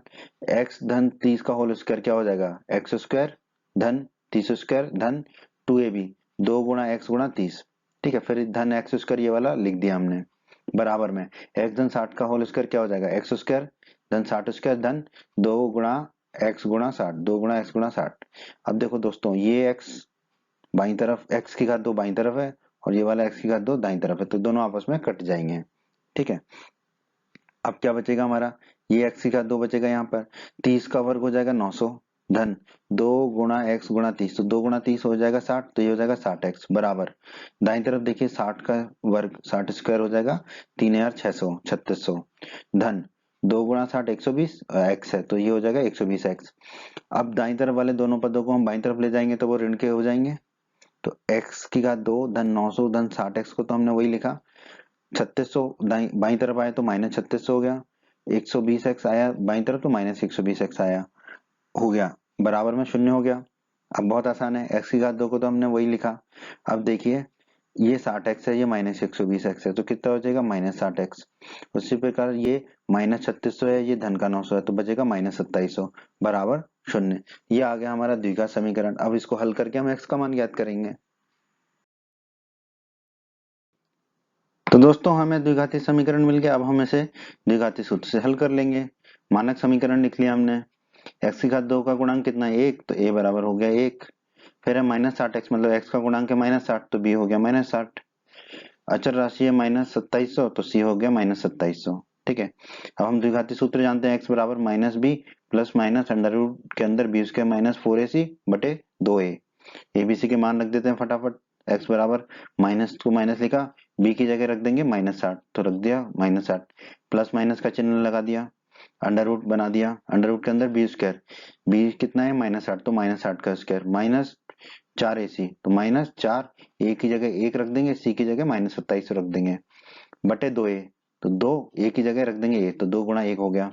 अब इसको हल कर लेते हैं, माइनस माइनस चला जाएगा तो बचेगा धन के 60, प्लस माइनस का चिन्ह लगा दिया, अंडर रूट के अंदर माइनस 60 का स्क्वायर कितना हो जाएगा 3600। अब ये देखो ये माइनस चला गया तो धन का बचा, 4 गुणा 1 तो 4 ही होता है, 4 गुणा 2700 होगा 10,800, वो लिख दिया हमने, बट्टे में 2 गुणा 1 हो जाएगा 2। ठीक है, अब बस 3600 को 10,800 को जोड़ लेंगे, तो x बराबर 60 प्लस माइनस तो वही रहा, अंडर रूट के अंदर 3600 और 10,800 को जोड़ेंगे तो 14,400 आ जाएगा, बटे में 2 पहले से ही है। ठीक है, अब 14,400 का अंडर रूट आप करोगे तो आपको आएगा 120। इसको करने का आसान तरीका क्या है, 144 का अंडर रूट होता है 12, ठीक है, ये तो आप जानते ही हो, 12 गुणा 12 होता है 144। फिर ये हो जाएगा 144 गुणा 100, 100 का अंडर रूट हो जाएगा 10, तो 12 गुणा 10 120। इस तरीके से आप सीधे सीधे लिख सकते हो इसको। तो x बराबर आ जाएगा 60 प्लस माइनस 120 बटे 2। तो दोस्तों हमने निकाल लिया x बराबर 60 प्लस माइनस 120 बटे 2, ठीक है। तो इसका मतलब क्या, या तो x बराबर कितना होगा 60 धन 120 बटे 2, या 60 माइनस 120 बटे 2। 60 धन 120 कितना हो जाएगा 180, तो x बराबर हो जाएगा 180 बटे 2। 180 में 2 का भाग देंगे तो x बराबर आ जाएगा 90, या फिर x बराबर कितना है 60 माइनस 120 बटे 2। 60 माइनस 120 करेंगे तो मिलेगा हमें -60, तो x बराबर हो जाएगा -60 बटे 2। -60 में 2 का भाग देंगे तो x बराबर आ जाएगा -30, ठीक है। तो x क्या माना था हमने, भुजा माना था, आयताकार, आयताकार खेत की छोटी भुजा थी। हम जानते हैं आयत की भुजा कभी भी ऋणात्मक नहीं हो सकती है, ये हम जानते हैं, तो हम लिख दिया चूंकि आयत की भुजा कभी भी ऋणात्मक नहीं हो सकती, अतः x बराबर -30 संभव नहीं है, तो x का मान कितना होगा 90 होगा। तो दोस्तों हमने क्या माना था, खेत की छोटी भुजा की लंबाई x मीटर है और x का मान कितना है 90 आया है, ठीक है। तो छोटी भुजा की लंबाई हो जाएगी 90 मीटर x बराबर, ठीक है। बड़ी भुजा की लंबाई कितनी थी x धन 30, ठीक है। तो x की जगह 90 रख देंगे तो बड़ी भुजा की लंबाई हो जाएगी x धन 30 बराबर 90 धन 30। 90 धन 30 कितना होगा 120, तो बड़ी भुजा की लंबाई आ जाएगी 120 मीटर। तो दोस्तों हमारा उत्तर क्या होगा, छोटी भुजा की लंबाई बराबर 90 मीटर और बड़ी भुजा की लंबाई बराबर 120 मीटर। बच्चों, अगर आप हमारे यूपी बोर्ड क्लास चैनल पर नए हैं और आपने अभी तक हमारे यूपी बोर्ड क्लास चैनल को सब्सक्राइब नहीं किया है, तो जल्दी से सब्सक्राइब बटन को दबाकर यूपी बोर्ड क्लास चैनल को सब्सक्राइब कर लीजिए और बेल आइकन को भी दबा दीजिए। इससे आपको क्या फ़ायदा होगा, जब भी हमारा कोई नया वीडियो आएगा तो उसका नोटिफिकेशन सबसे पहले आपको मिलेगा। और जब भी आप यूट्यूब में वीडियोज़ को सर्च करेंगे तो आपको हमारे चैनल के वीडियोज़ ऊपर नज़र आने लगेंगे। बच्चों, इस अध्याय के बाकी सभी वीडियोज़ को देखने के लिए आप कभी भी आई बटन पर क्लिक कर सकते हैं। आई बटन पर क्लिक करने से आपको इस अध्याय के बाकी सभी वीडियोज़ के लिंक मिल जाएंगे। प्रश्न 7। दोस्तों प्रश्न 7 में हमें दिया गया है दो संख्याओं के वर्गों का अंतर 180 है, छोटी संख्या का वर्ग बड़ी संख्या का 8 गुना है, तो दोनों संख्याएं ज्ञात कीजिए। ठीक है दोस्तों, हम मान लेते हैं कि बड़ी संख्या x है और छोटी संख्या y है, हमें ये दोनों संख्याएं ज्ञात करनी है। अब प्रश्नानुसार प्रश्न में क्या दिया गया है, दो संख्याओं के वर्गों का अंतर 180 है, तो बड़े संख्या के वर्ग में से अगर छोटी संख्या के वर्ग को घटाएंगे तो हमें 180 मिलेगा। तो एक्स स्क्वायर बड़ी संख्या का वर्ग है एक्स स्क्वायर माइनस छोटी संख्या का वर्ग है वाई स्क्वायर, ठीक है, बराबर 180, ठीक है, क्योंकि हमें दिया गया दो संख्याओं के वर्गों का अंतर 180 है, ठीक है। तो बड़ी संख्या का वर्ग हो गया एक्स स्क्वायर और छोटी संख्या का वर्ग हो गया वाई स्क्वायर, दोनों का अंतर माइनस लगा देंगे तो 180, ठीक है। और कहा गया है प्रश्न में छोटी संख्या का जो वर्ग है, यानी कि छोटी संख्या y है, छोटी संख्या का वर्ग होगा वाई स्क्वायर, वो किसके बराबर है, बड़ी संख्या का 8 गुना है वो, ठीक है। तो बड़ी संख्या कितनी है x, तो x का 8 गुना कर दिया, 8 गुना x, ठीक है, ये हमें दिया गया। अब ये क्या करेंगे हम, ये y बराबर 8x जो है, वाई स्क्वायर बराबर 8x, ये मान हम रख देंगे ये यहाँ पर, X square minus Y square बराबर 180 में, ठीक है। तो X square minus Y square की जगह रख देंगे 8x, तो हो गया 8x बराबर 180। अब 180 को ले आएंगे हम बाईं तरफ तो ऋण का 180 हो जाएगा, ठीक है, तो आगे हो जाएगा एक्स स्क्वायर माइनस 8x और 180 बाईं तरफ आके ऋण का 180 हो गया बराबर 0। ये हो गया हमारा द्विघात समीकरण। अब मानक समीकरण से इसकी तुलना कर लेते हैं मानक द्विघात समीकरण से। एक्स की घात 2 का गुणांक कितना है 1, तो a बराबर हो गया 1, फिर है -8x, तो x का गुणांक कितना हो गया -8, तो b हो गया -8। अचर राशि है -180, तो c हो गया -180। अब हम द्विघाती सूत्र जानते हैं, x बराबर -b plus minus under root के अंदर बी स्क्वायर माइनस 4ac बटे 2a, ठीक है। abc के मान रख देते हैं, x बराबर माइनस का चिन्ह लगाया, b की जगह रख देंगे -8, तो -8, तो ब्रैकेट में रख दिया -8, प्लस माइनस का चिन्ह लगा दिया, अंडर रूट के अंदर बी स्क्वायर मतलब -8 का स्क्वायर माइनस 4ac, तो -4 ए की जगह रख दिया गुणा 1, ए की जगह 1 रख दिया और सी की जगह रख देंगे -180, बट्टे में कितना है 2a, तो 2 और ए की जगह रख देंगे 1, तो 2 गुणा 1। इसको हल कर लेते हैं, माइनस माइनस चला जाएगा तो बचेगा 8 धन का, प्लस माइनस का चिन्ह लगा दिया। अब अंडर रूट के अंदर देख लेते हैं, -8 का स्क्वायर हो जाएगा 64, अब ये देखिए ये माइनस है, ये माइनस है, कट के धन का चिन्ह आ जाएगा। ठीक है, 4 गुणा 1 तो 4 ही रहेगा, 4 गुणा 180 कितना होगा, 18 चौक 72 होता है और एक शून्य, तो मतलब 720। ठीक है, और बट्टे में 2 गुणा 1 हो जाएगा 2। अब 64 और 720 को जोड़ देंगे तो x बराबर कितना आएगा, 8 प्लस माइनस 64 धन 720 होगा 784 अंडर रूट के अंदर, बट्टे में 2 है ही। ठीक है, और अंडर रूट 784 आपको पता है 28 होता है, 28 गुणा 28 होता है 784। ठीक है, तो x बराबर हमारा आ गया 8 प्लस माइनस 28 बटे 2। तो दोस्तों x बराबर आ गया 8 प्लस माइनस 28 बटे 2। हल कर लेते हैं इसको। तो x बराबर 8 धन 28 बटे 2 होगा, या फिर x बराबर 8 माइनस 28 बटे 2 होगा। 8 धन 28 कितना हो जाएगा 36, तो x बराबर 36 बटे 2, 36 में 2 का भाग देंगे तो x बराबर आ जाएगा 18। और अगर x बराबर 8 माइनस 28 बटे 2 है, 8 माइनस 28 कितना होगा -20, -20 बटे 2, -20 में 2 का भाग देंगे तो x बराबर आएगा -10। अब दोस्तों वाई स्क्वायर कितना था 8x हमें दिया गया था, छोटी संख्या का वर्ग बड़ी संख्या का 8 गुना है, तो वाई स्क्वायर बराबर 8x, दोनों में निकाल लेते हैं। वाई स्क्वायर 8x, x का मान रख देते हैं 18, तो वाई स्क्वायर कितना होगा 8 गुना 18, 8 गुना 18 होता है दोस्तों 144, 18 8 144 होता है। और x बराबर -10 रख के देख लेते हैं, वाई स्क्वायर बराबर 8x में। ठीक है, तो x की जगह -10 रखेंगे तो 8 गुना -10 हो जाएगा, तो y का वर्ग आ जाएगा हमारा -80। तो x के दो मान आए 18 और -10। जब x का मान 18 आया तो वाई स्क्वायर आया हमारा 144, और जब x -10 रखा हमने तो वाई स्क्वायर आया -80। परंतु हम जानते हैं किसी भी वास्तविक संख्या का जो वर्ग है वो ऋणात्मक नहीं हो सकता। इसका मतलब वाई स्क्वायर का मान -80 तो नहीं हो सकता। अगर वाई स्क्वायर -80 नहीं है तो x भी -10 नहीं होगा। ठीक है, तो इसका मतलब x का मान कितना होगा 18। तो बड़ी संख्या हमारी आ गई 18, क्योंकि बड़ी संख्या हमने मानी थी x, तो एक तो ये उत्तर हो गया। अब छोटी संख्या हमने मानी थी y। ठीक है, तो अगर x 18 है तो वाई स्क्वायर कितना आया था हमारा 144। ठीक है, वाई स्क्वायर 144 है, दोनों तरफ अंडर रूट लेंगे, वर्गमूल लेंगे, तो यहाँ बचेगा y, और ये हो जाएगा अंडर रूट 144। अंडर रूट 144 कितना आएगा +-12, तो y बराबर आएगा +-12। इसका मतलब y या तो धन का 12 होगा या ऋण का 12 होगा। ठीक है, संख्या है y एक। ठीक है, या तो y धन की 12 होगी या ऋण की 12 होगी। ठीक है, तो यही हमारा उत्तर होगा कि एक संख्या तो 18 है, दूसरी संख्या या तो धन के 12 है या ऋण के 12 है। ठीक है, तो ये हमारे इस प्रश्न का उत्तर है दोस्तों। प्रश्न 8। प्रश्न 8 में दोस्तों हमसे कहा गया है एक रेलगाड़ी एक समान चाल से 360 किलोमीटर की दूरी तय करती है। यदि यह चाल 5 किलोमीटर प्रति घंटा अधिक होती तो उसी यात्रा में 1 घंटा कम समय लगता है। सही बात है, अगर चाल ज्यादा है तो समय कम लगेगा। रेलगाड़ी की चाल ज्ञात कीजिए। दोस्तों हम मान लेते हैं एक रेलगाड़ी की चाल क्या है, x किलोमीटर प्रति घंटा है, यह हम मान लेते हैं। ठीक है, और कुल दूरी रेलगाड़ी कितनी तय करती है 360 किलोमीटर, ये प्रश्न में दिया गया है। दोस्तों हम जानते हैं कि चाल बराबर होता है दूरी बटे समय। अब देखो समय को हम बाईं तरफ ले जाएंगे तो ऊपर चला जाएगा, चाल को दाईं तरफ लाएंगे तो नीचे चला जाएगा, तो समय बराबर होगा दूरी बटे चाल। ठीक है, ये सूत्र होगा हमारा, समय बराबर दूरी बटे चाल, क्योंकि चाल बराबर होता है दूरी बटे समय। अब दोस्तों 360 किलोमीटर दूरी तय करने में रेलगाड़ी को कितना समय लगेगा, दूरी बटे चाल, दूरी कितनी है 360 किलोमीटर, और रेलगाड़ी की चाल हमने कितनी मानी है x किलोमीटर प्रति घंटा, तो ये हो जाएगा 360 बटे x, इतना समय लगेगा, इतने घंटे लगेंगे। ठीक है, 5 किलोमीटर प्रति घंटा रेलगाड़ी की चाल अधिक होने पर रेलगाड़ी की नई चाल कितनी होगी, पहले कितनी है x, और 5 किलोमीटर प्रति घंटा बढ़ा दी तो कितनी हो जाएगी x धन 5 हो जाएगी। बहुत ही आसान है।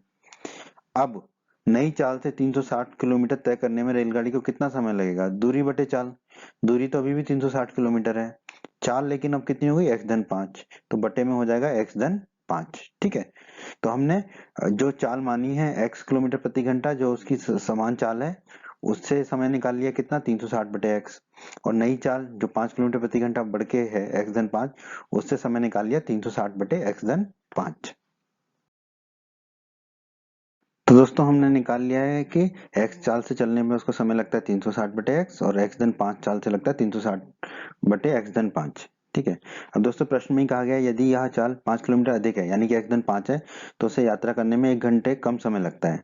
ठीक है, तो 5 किलोमीटर अधिक अगर चाल है तो उसको कितना समय लग रहा है 360 बटे x धन 5, और ये समय जो है जब वो x चाल से चल रहा था उसमें जितना समय लग रहा था यानी कि 360/x उससे 1 घंटा कम है तो उसमें -1 कर दिया हमने।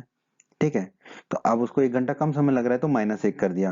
पहले समय लग रहा था 360/x, चाल बढ़ा दी 5 किलोमीटर प्रति घंटा, तो 1 घंटा कम समय लग रहा है तो -1 हमने कर दिया। अब इसको हम हल कर लेंगे, जो भी है दाईं तरफ उसको बाईं तरफ ले जाएंगे तो चिन्ह बदल जाएगा। तो 360/x धन 5 तो पहले से ही है, 360/x गया बाईं तरफ तो -360/x हो गया, और -1 गया तो धन का 1 हो गया, बराबर हो गया 0। अब नीचे कॉमन कुछ भी नहीं है तो x धन 5 गुणा x होगा नीचे। ठीक है, x धन 5 गुणा x कर लिया। अब आप देखिए 360 के नीचे x धन 5 था तो 360 का गुणा तो x से हो जाएगा, फिर ये माइनस का चिन्ह है तो माइनस का चिन्ह लगा दिया। अब 360 के बटे में x था तो 360 के का गुणा किससे होगा, x धन 5 से, तो 360 का गुणा हो गया x धन 5 से। एक के बटे में बेचारे में कुछ भी नहीं है तो एक का गुणा हो जाएगा x धन 5 गुणा x, तो लिख दिया x धन 5 गुणा x बराबर में 0 है हमारा। अब इसको हम और हल करते हैं, इसको हम थोड़ा सा हल कर लेते हैं। x धन 5 गुणा x को दाईं तरफ ले जाएंगे तो वो 0 से गुणा हो जाएगा उसका, तो ठीक है। ऊपर जो है 360 गुणा x, तो ये हो जाएगा 360x, माइनस 360 गुणा x हो जाएगा 360x, ठीक है, माइनस का -360 गुणा 5 ये हो जाएगा -1800, धन x धन x हो जाएगा x गुणा x हो जाएगा x की घात 2, धन 5 गुणा x हो जाएगा 5x बराबर 0 गुणा ये नीचे से ऊपर जो गया x धन 5 गुणा x। ठीक है, अब इसको हल कर लेते हैं। पहले तो ये 360x धन का है ये, और ये ऋण का है 360x, ये उड़ जाएगा। ठीक है, तो क्या बचेगा हमारा -1800 धन x की घात 2 धन 5x बराबर 0 का गुणा किसी से भी करेंगे तो हमें 0 ही प्राप्त होगा। अब बस इसको x के घटते हुए क्रम में लिख ले, x की घातों के घटते हुए क्रम में, x की घातों की घटते हुए क्रम में, तो x की घात 2 सबसे पहले लिख लेंगे, धन 5x -1800 बराबर 0। अब मानक समीकरण लिख लेते हैं, द्विघात समीकरण, a गुणा x की घात 2 धन bx धन c बराबर 0। अब देखिए x की घात 2 का गुणांक कितना है यहाँ पर 1, तो a बराबर हो गया 1, धन 5x है तो x का गुणांक हो गया 5 तो b बराबर हो गया 5। अचर राशि है -1800 तो c हो जाएगा -1800। अब द्विघाती सूत्र हम जानते हैं, x बराबर -b plus minus under root के अंदर b स्क्वायर -4ac बटे 2a, abc के मान रख देते हैं यहाँ पर। x बराबर माइनस का चिन्ह हो गया, b की जगह रख दिया हमने 5, फिर प्लस माइनस लगा दिया, फिर अंडर रूट लिख दिया, अंडर रूट के अंदर है b स्क्वायर यानी कि 5 का स्क्वायर, -4ac तो -4, a की जगह 1 रख दिया गुणा a, गुणा c की जगह -1800 रख दिया बटे 2a, तो 2 a की जगह रख दिया 1, तो 2 गुणा 1 हो गया ये।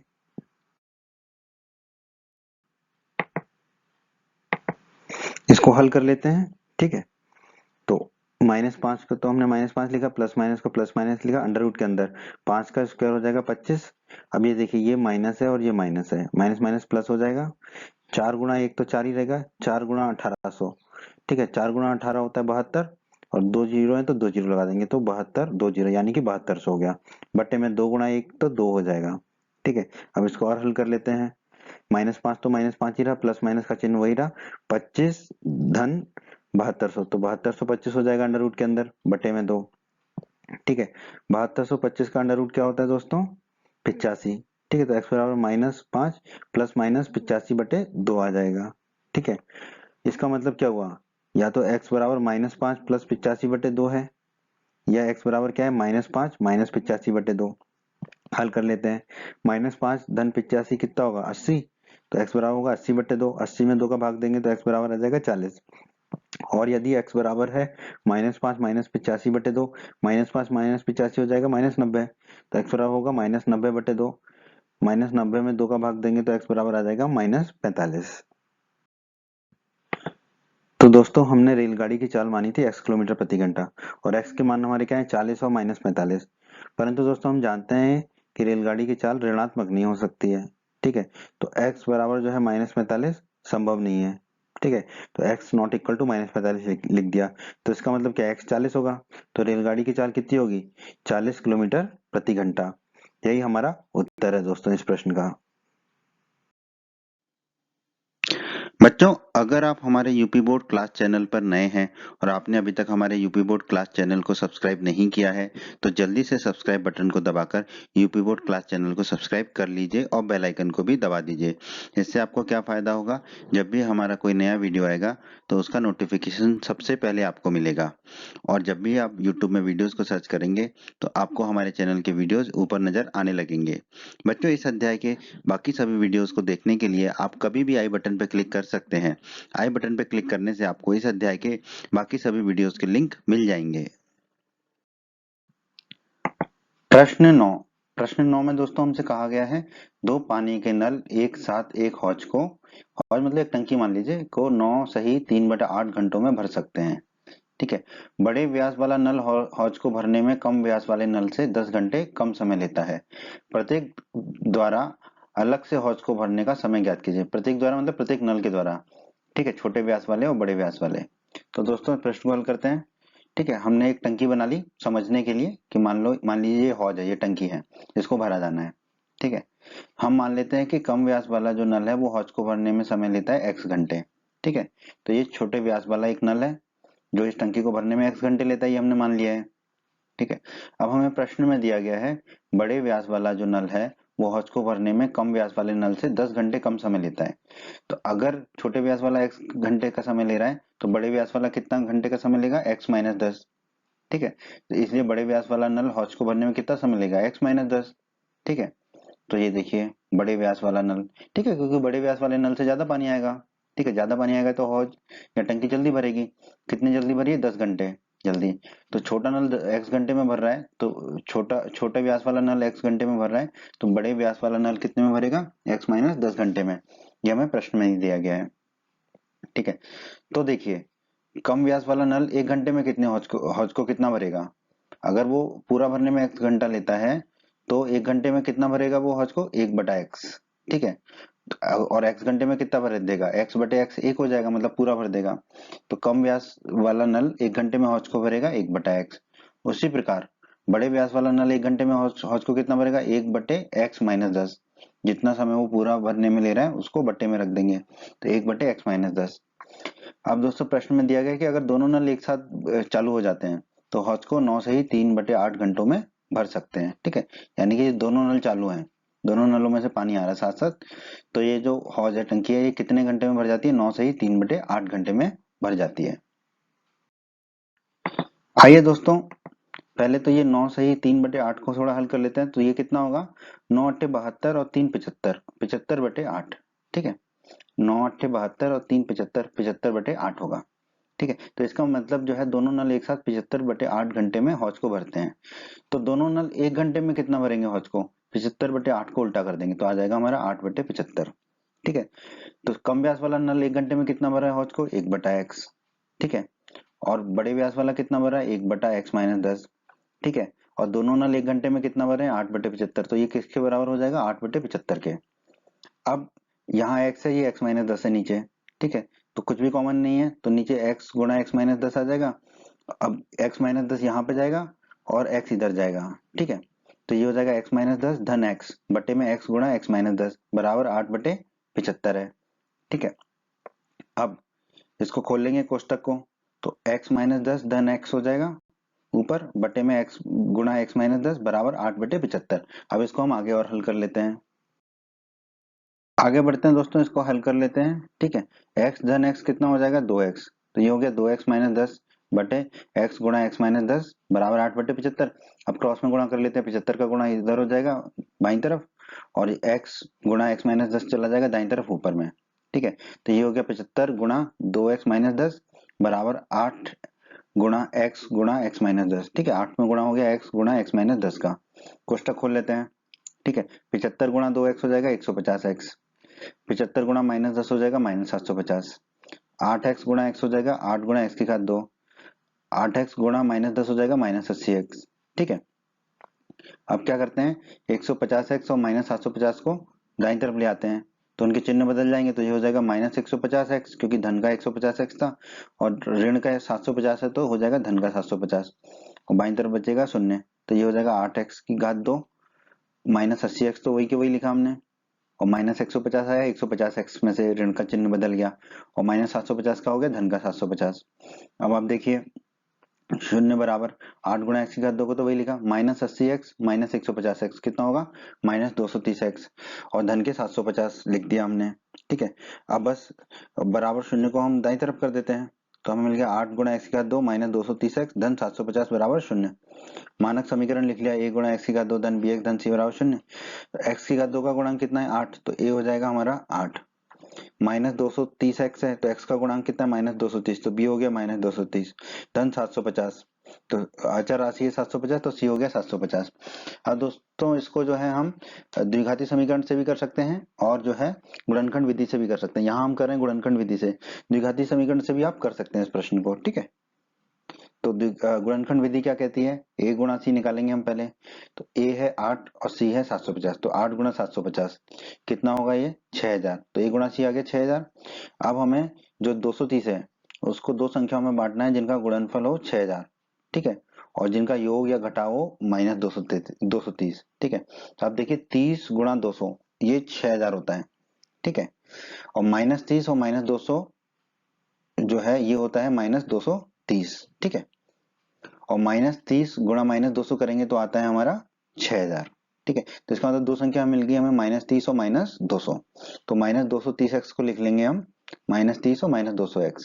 तो 8 गुणा एक्स की घात 2 को तो वही लिख दिया, माइनस 230x को क्या लिखा हमने माइनस 30x माइनस 200x एक ही बात है माइनस 230x हो जाएगा ये। धन 750 बराबर शून्य को वही लिखा।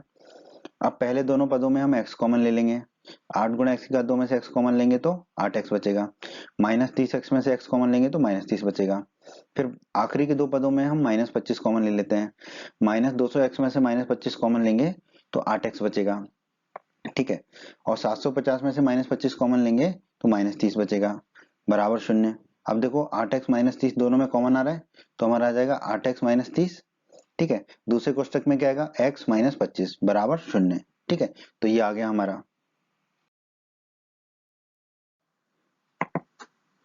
तो दोस्तों दो गुणनखंड मिल गए हमें 8x माइनस 30 गुणा x माइनस 25 बराबर शून्य। इसका मतलब क्या है, या तो 8x माइनस 30 बराबर शून्य है या x माइनस 25 बराबर शून्य है। ठीक है, 8x माइनस 30 बराबर शून्य तो माइनस 30 को दाईं तरफ ले जाएंगे तो 8x बराबर 30 हो जाएगा। अब 8 को दाईं तरफ ले जाएंगे तो बट्टे में चला जाएगा तो x बराबर 30 बट्टे 8 हो जाएगा। 30 में 8 का भाग देंगे तो हमें x बराबर मिलेगा 3.75। और अगर x माइनस 25 बराबर शून्य है तो माइनस 25 को दाईं तरफ ले जाएंगे तो x बराबर हमें मिल जाएगा 25। ठीक है, तो x हमने माना था कम व्यास वाला नल हौज को भरने में समय लेता है। ठीक है, तो उसके दो मान आ रहे हैं 3.75 और 25। और बड़े व्यास वाला नल हौज को भरने में कितना समय ले रहा था x माइनस 10 तो x माइनस 10 निकाल लेते हैं दोनों स्थितियों के लिए। तो x माइनस 10 निकालेंगे तो x का मान पहले रखते हैं 3.75 तो 3.75 माइनस 10। ठीक है, ये आएगा माइनस 6.25। तो ऋण में समय तो नहीं लग सकता हौज को भरने में। ठीक है, तो ये इसलिए इसको हमने लाल से दिखाया। अभी इसकी चर्चा और करेंगे हम। x बराबर 25 रख देते हैं x माइनस 10 में, तो x माइनस 10 में x बराबर 25 रखेंगे तो 25 माइनस 10, 25 में से 10 गया तो मिलेगा हमें 15। तो दोस्तों हमने x और x माइनस 10 के मान रख दिए। ठीक है, तो ये ऋणात्मक आ रहा है हमारा 6.25। ठीक है, x माइनस 10 का मान। ठीक है, तो हम जानते हैं चूंकि नल का हौज को भरने में समय ऋणात्मक नहीं हो सकता इसलिए जो है x माइनस 10 माइनस 6.25 नहीं होगा और x का मान 3.75 नहीं होगा। तो अगर x का मान 3.75 नहीं हो सकता तो x का मान कितना होगा 25। तो हमने माना था कम व्यास वाला नल हौज को भरने में x घंटे लेता है। ठीक है, तो कम व्यास वाला नल हौज को भरने में कितने घंटे लेगा 25 घंटे क्योंकि x बराबर है 25। और बड़े व्यास वाला नल हौज को भरने में कितना समय ले रहा है x माइनस 10 घंटे। ठीक है, x माइनस 10 x की जगह 25 रखेंगे तो 25 माइनस 10 कितना आ जाएगा हमारा 15। तो बड़े व्यास वाला नल जो है हौज को भरने में कितना समय लेगा 15 घंटे। ठीक है, तो यही हमारा उत्तर होगा 25 घंटे और 15 घंटे। प्रश्न 10 में दोस्तों हमसे कहा गया है मैसूर और बेंगलोर के बीच 132 किलोमीटर यात्रा करने में एक एक्सप्रेस रेलगाड़ी सवारी गाड़ी से 1 घंटा कम समय लेती है। ठीक है, मतलब कि एक्सप्रेस रेलगाड़ी को 1 घंटा कम समय लगता है जितना समय सवारी गाड़ी को लगता है। मध्य के स्टेशनों पर ठहरने के समय को ध्यान में ना लिया जाए। ठीक है, ये कोई काम की चीज नहीं है। यदि एक्सप्रेस गाड़ी की औसत चाल सवारी गाड़ी की औसत चाल से 11 किलोमीटर प्रति घंटा अधिक हो तो दोनों रेलगाड़ियों की औसत चाल ज्ञात कीजिए। प्रश्न को हल करते हैं। हम मान लेते हैं सवारी गाड़ी की औसत चाल कितनी है x किलोमीटर प्रति घंटा, ये हमने मान लिया। हमें दिया गया है एक्सप्रेस रेलगाड़ी की औसत चाल सवारी गाड़ी की औसत चाल से 11 किलोमीटर प्रति घंटा अधिक है, ये प्रश्न में दिया गया हमें। तो एक्सप्रेस रेलगाड़ी की औसत चाल कितनी होगी, सवारी गाड़ी की औसत चाल से 11 किलोमीटर प्रति घंटा अधिक, यानी कि x धन 11। तो एक्सप्रेस रेलगाड़ी की औसत चाल कितनी आ जाएगी हमारी, x धन 11 किलोमीटर प्रति घंटा। ठीक है, और कुल दूरी कितनी है, कुल दूरी दोनों कितनी तय कर रहे हैं, 132 किलोमीटर। अब दोस्तों हम बचपन से पढ़ते आए हैं, चाल बराबर दूरी बटे समय। चाल को जो है हम दाईं तरफ ले जाएंगे तो नीचे चला जाएगा, समय को बाईं तरफ ले जाएंगे तो ऊपर चला जाएगा। तो समय बराबर आ जाएगा दूरी बटे चाल। ठीक है, तो अब देखिए 132 किलोमीटर की दूरी तय करने में सवारी गाड़ी को कितना समय लगेगा, दूरी बटे चाल। दूरी 132 किलोमीटर है और सवारी गाड़ी की चाल है x, तो 132 बटे x। यही 132 किलोमीटर तय करने में एक्सप्रेस गाड़ी को कितना समय लगेगा, दूरी बटे चाल। दूरी 132 है और एक्सप्रेस रेलगाड़ी की चाल कितनी है, x धन 11, तो ये हो जाएगा 132 बटे x धन 11। दोस्तों हमें प्रश्न में कहा गया है कि 132 किलोमीटर यात्रा करने में एक्सप्रेस रेलगाड़ी को सवारी गाड़ी से 1 घंटा कम समय लेती है। ठीक है, तो अब आप देखिए एक्सप्रेस रेलगाड़ी को कितना समय लग रहा है, 132 बटा x धन 11, तो हमने लिखा 132 बटा x धन 11। ठीक है, ये समय कितना समय है जो सवारी रेलगाड़ी को लगा, सवारी रेलगाड़ी को कितना लगा, 132 बटा x, उससे 1 घंटा कम, तो उसमें से 1 घंटा माइनस कर दिया, -1 कर दिया। ठीक है, बस अब हम इसको हल कर लेंगे। तो 132 बटा x -1 को हम बाईं तरफ ले आएंगे तो दोनों के चिन्ह बदल जाएंगे। तो कितना 132 बटा x धन 11 तो वही रहा, 132 बटा x गया बाईं तरफ तो हो गया -132 बटा x, -1 गया बाईं तरफ तो हो गया धन का 1 बराबर 0। अब देखिए कुछ भी कॉमन नहीं है नीचे, तो सबका गुणा हो जाएगा नीचे जो भी है, x धन 11 गुणा x हो जाएगा, तो नीचे हो गया x धन गुणा 11x। तो 132 का गुणा किससे होगा, x से, क्योंकि x धन 11 उसके बट्टे में है, तो 132 गुणा x हो गया, माइनस का चिन्ह लगा दिया। 132 का गुणा किससे होगा, बट्टे में x है तो x धन 11, तो गुणा कर दिया x धन 11 से। धन 1, 1 के बट्टे में कुछ भी नहीं है, तो 1 का गुणा होगा x धन 11 और x से, तो हमने लिख दिया x धन 11 गुणा x, क्योंकि 1 का गुणा किसी से भी हो तो वही आएगा। तो x धन 11 गुणा x बराबर 0, बट्टे में है x धन 11 गुणा x। ठीक है, अब हम इसको हल करेंगे।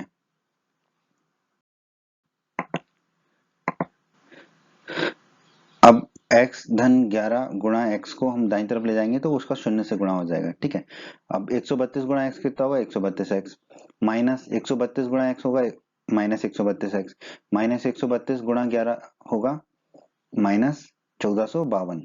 ठीक है, वो 1452 1452। ठीक है, माइनस का चिन्ह है तो माइनस का चिन्ह।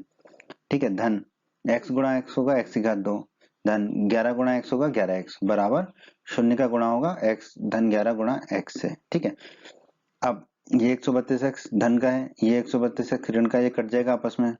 ठीक है, तो क्या बचेगा, -1452 धन x की घात 2 धन 11x बराबर 0 का गुणा किसी से भी करो तो 0 ही प्राप्त होगा।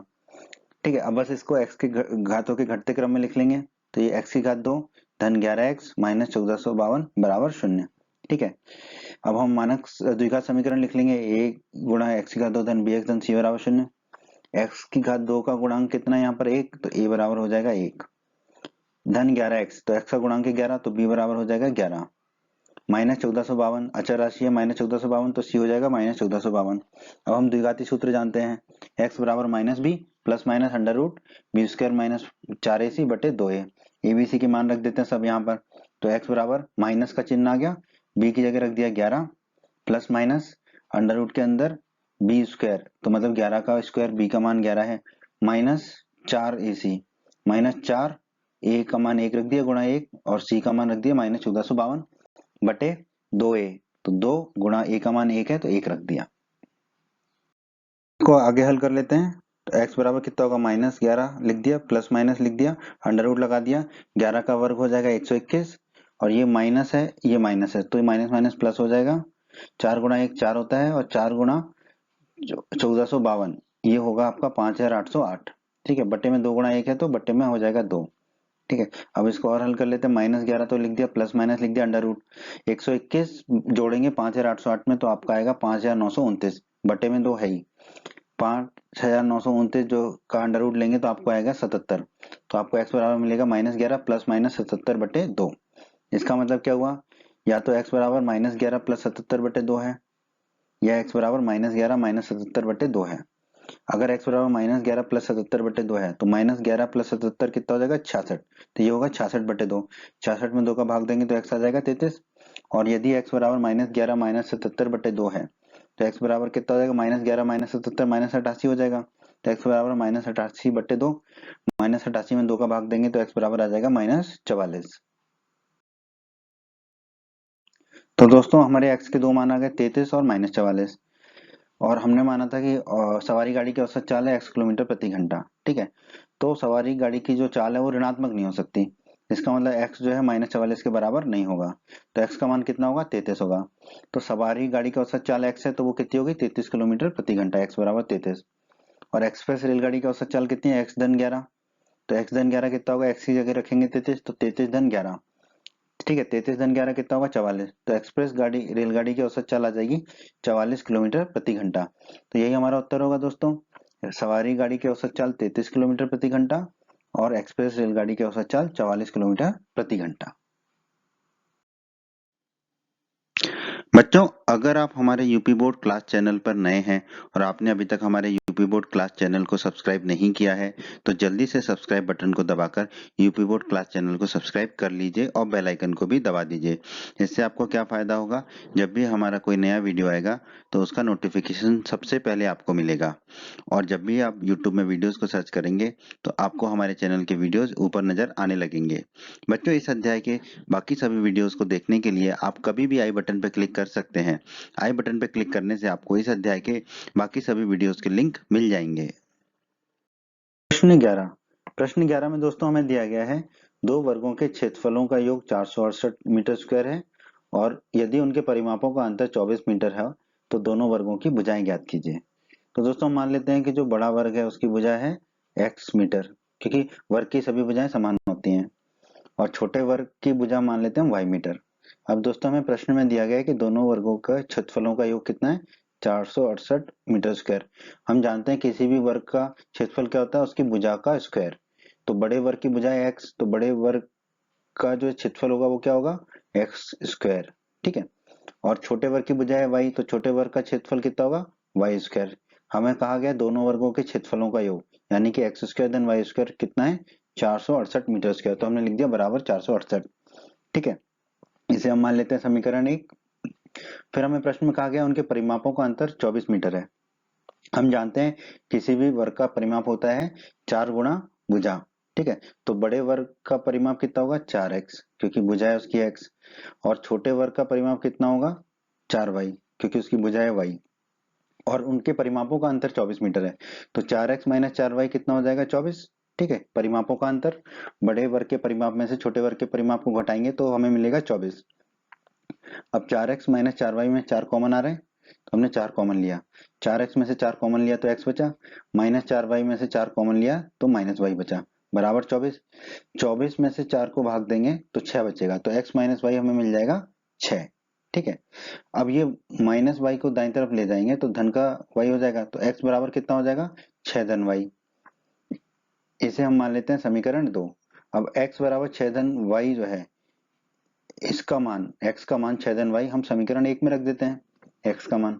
ठीक है, तो एक्स स्क्वायर धन वाई स्क्वायर बराबर 468 है, x की जगह हम रख देंगे एक्स स्क्वायर धन वाई स्क्वायर बराबर 468 है, तो x की जगह रख देंगे 6 धन y।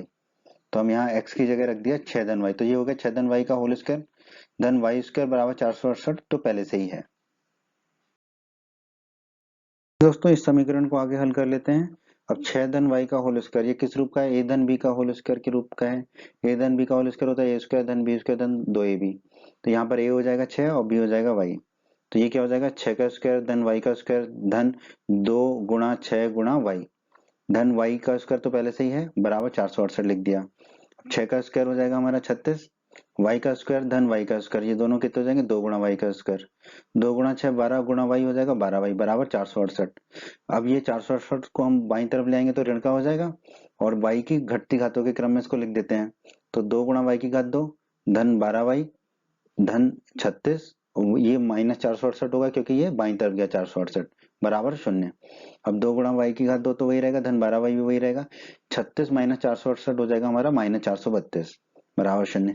अब इन सब में 2 कॉमन आ रहा है तो हम 2 कॉमन ले लेते हैं, 2 कॉमन लिया, 2 गुणा y की घात 2 में से 2 कॉमन लिया तो बचा y की घात 2, धन 12y में 2 कॉमन लिया तो बचा 6y, माइनस 432 में से 2 कॉमन लिया तो बचा माइनस 216 बराबर 0।